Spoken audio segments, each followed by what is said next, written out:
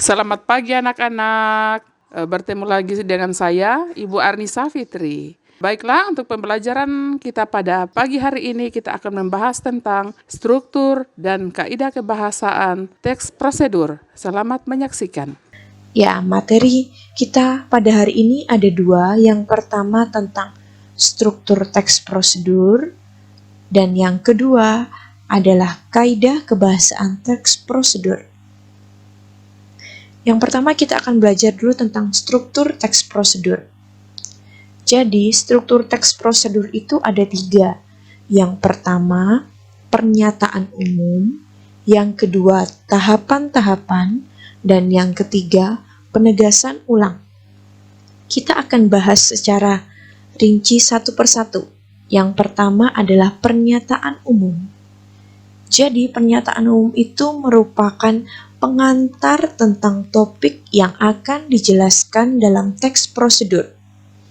Dalam hal ini, pernyataan umum itu juga adalah tulisan yang berisi tujuan atau hasil akhir yang nantinya akan dicapai jika mengikuti langkah-langkah yang ada pada teks.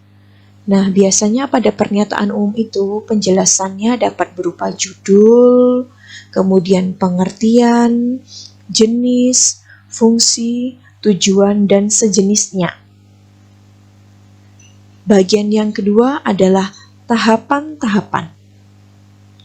Tahapan-tahapan dalam teks prosedur merupakan perincian petunjuk yang disarankan kepada pembaca terkait dengan topik yang ditentukan. Biasanya tahapan-tahapan ini berupa poin-poin atau paragraf. Tahapan di sini juga menjelaskan langkah-langkah yang harus diikuti agar mencapai tujuan yang diinginkan dengan tepat. Atau kata lainnya, tahapan-tahapan pada teks prosedur itu berisi cara, proses, urutan kerja, tahap demi tahap, atau langkah-langkah dalam mengerjakan sesuatu. Baiklah, sekarang kita masuk ke bagian yang ketiga dalam teks prosedur, yaitu ada penegasan ulang. Penegasan ulang adalah simpulan dan penekanan agar prosedur dilakukan sesuai dengan urutan langkah. Dalam hal ini, penegasan ulang itu juga merupakan harapan atau manfaat apabila petunjuk-petunjuk itu dijalankan dengan baik. Nah, kali ini bagian penegasan ulang itu bersifat opsional. Maksudnya opsional, boleh ada dan boleh tidak. Jadi, ada tiga struktur. Yang pertama, pernyataan umum. Yang kedua, langkah-langkah. Dan yang ketiga, penegasan ulang. Kalau bagian pernyataan umum dan langkah-langkah itu sifatnya wajib harus ada, sedangkan penegasan ulang ini opsional, boleh ada, boleh tidak. Ibu punya contoh teks prosedur. Yang pertama, cara membuat masker dari susu. Nah, coba kita telaah. Kira-kira yang mana ya bagian pernyataan umumnya, kemudian langkah-langkahnya, dan penegasan ulangnya? Baik, di sini terlihat bahwa dari kata merawat sampai pada wajah merupakan bagian pernyataan umum dari teks prosedur ini. Sedangkan bagian yang kedua ada bagian tahapan-tahapan, itu dari kata berikut langkah-langkah sampai dengan poin yang keenam. Jadi, contoh teks prosedur ini hanya ada dua bagian, yaitu pernyataan umum dan tahapan-tahapan. Ini tahapan-tahapannya dijelaskan dalam bentuk poin-poin dan bagian penegasan ulangnya tidak ada. Sedangkan di contoh yang kedua, dengan judul Kiat Tetap Semangat Saat Bekerja, coba yang mana kira-kira bagian pernyataan umum ya? Nah, betul sekali. Dari kata setiap sampai dengan takkan terjadi, Ini adalah bagian pernyataan umum. Sedangkan bagian tahapan atau langkah-langkahnya dari kata berikut sampai dengan kembali segar. Nah, untuk yang ini perbedaannya, kalau tadi teks yang pertama dijelaskan dalam bentuk poin-poin, sedangkan contoh yang kedua ini dalam bentuk paragraf. Nah, apakah di teks yang kedua ini ada penegasan ulang? Ya, jadi paragraf yang terakhir ini dari kata nah sampai dengan pekerjaan merupakan penegasan ulang. Jadi berbeda ya dua contoh tadi. Yang pertama tidak ada penegasan ulang, kemudian contoh yang kedua ini ada bagian struktur penegasan ulang. Sekarang kita akan lanjut ke dalam bagian kaidah kebahasaan teks prosedur. Jadi kaidah kebahasaan teks prosedur itu ada 6. Yang pertama konjungsi, yang kedua jenis kalimat, yang ketiga verba, yang keempat kata keterangan, yang kelima istilah atau kata teknis, dan yang keenam pernyataan persuasif. Kita akan bahas secara rinci. Yang pertama ada konjungsi. Jadi di dalam teks prosedur ada 2 konjungsi yang digunakan. Yang pertama ada konjungsi temporal, yaitu adalah kata hubung yang mengacu pada urutan waktu kerja dan menjabarkan secara kronologis suatu keadaan. Contohnya di sini untuk konjungsi temporal itu adalah kata setelah itu, lalu, kemudian, selanjutnya, sesudah itu, berikutnya, pertama, terakhir, dan sebagainya. Sedangkan konjungsi yang kedua itu adalah konjungsi yang menyatakan syarat. Contohnya adalah kata jika, apabila, seandainya. Nah, yang kedua adalah jenis kalimat. Di dalam teks prosedur, jenis kalimat yang digunakan ada 3. Yang pertama adalah kalimat imperatif. Apa sih kalimat imperatif? Jadi, kalimat imperatif itu adalah kalimat yang mengandung perintah. Di dalamnya ada larangan, ada permintaan, imbauan, dan harapan. Nah, untuk memudahkan, kalimat imperatif itu biasanya ditandai dengan akhiran i, kan, dan partikel lah. Contohnya adalah kata hindari, jadilah, tunjukkan, perhatikan, gunakanlah, dan masih banyak lagi. Nah, kalau dalam bentuk kalimat contohnya seperti ini. Bilaslah kain dengan air bersih. Kata bilaslah ini adalah kalimat imperatifnya.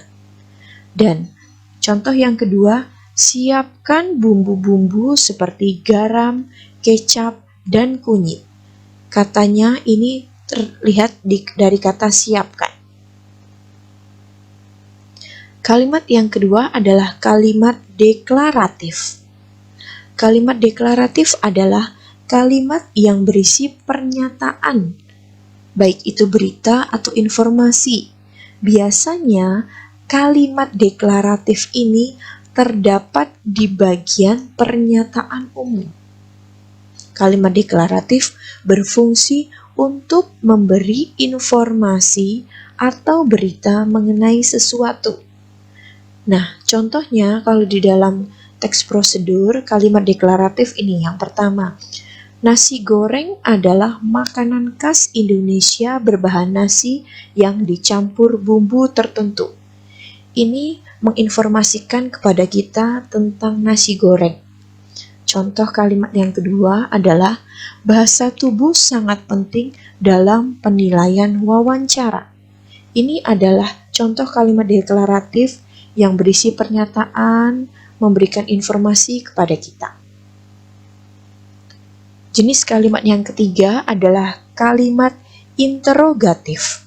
Apa sih kalimat interrogatif itu? Jadi kalimat interrogatif adalah kalimat yang berisi pertanyaan.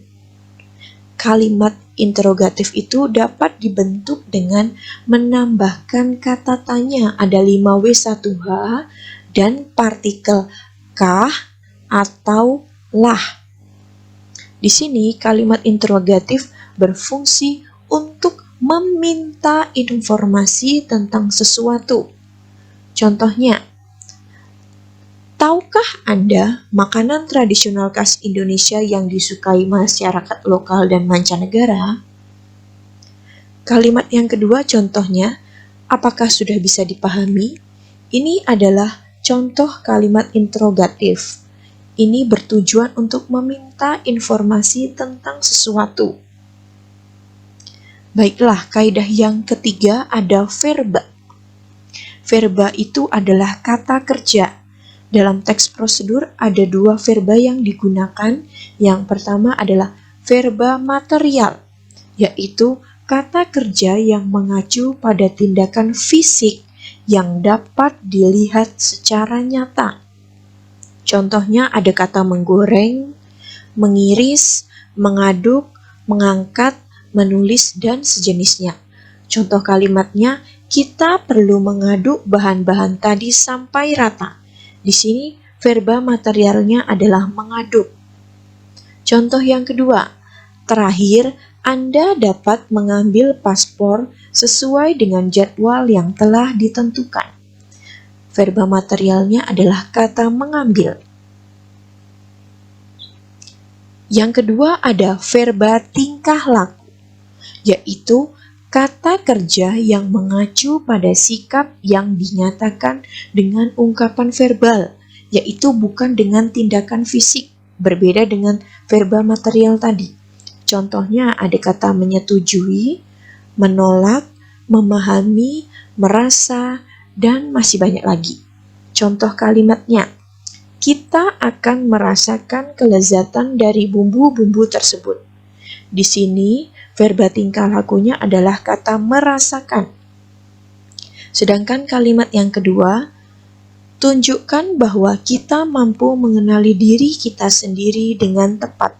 Di sini, verba tingkah lakunya kata mengenali. Baiklah, sekarang kita masuk kaidah yang keempat, yaitu kata keterangan. Di sini teks prosedur itu menggunakan kata keterangan atau adverbia untuk menyatakan rincian waktu, tempat, dan cara yang akurat. Contohnya kata dengan, secara, dan masih banyak lagi. Contoh kalimatnya, rendamlah daun dengan air panas selama 5 menit. Ini menunjukkan kata dengan adalah cara yang akurat. Sedangkan contoh kalimat yang kedua, analisis data dapat dilakukan secara manual atau dengan bantuan komputer. Di sini menjelaskan cara yang akurat. Baiklah, kaidah yang selanjutnya tentang penggunaan istilah atau kata teknis. Di dalam teks prosedur banyak menggunakan kata-kata teknis atau istilah yang berkaitan dengan topik yang dibahas. Contohnya seperti apa ya? Nah, misalnya pada teks prosedur menabung di bank. Istilah atau kata teknis yang sering muncul itu ada kata nasabah, slip, setoran, dan lain-lain. Sedangkan contoh yang kedua, pada teks pembuatan cara membuat paspor, biasanya kata teknis yang muncul itu ada kata imigrasi, formulir, sidik jari, dokumen, dan lain-lain.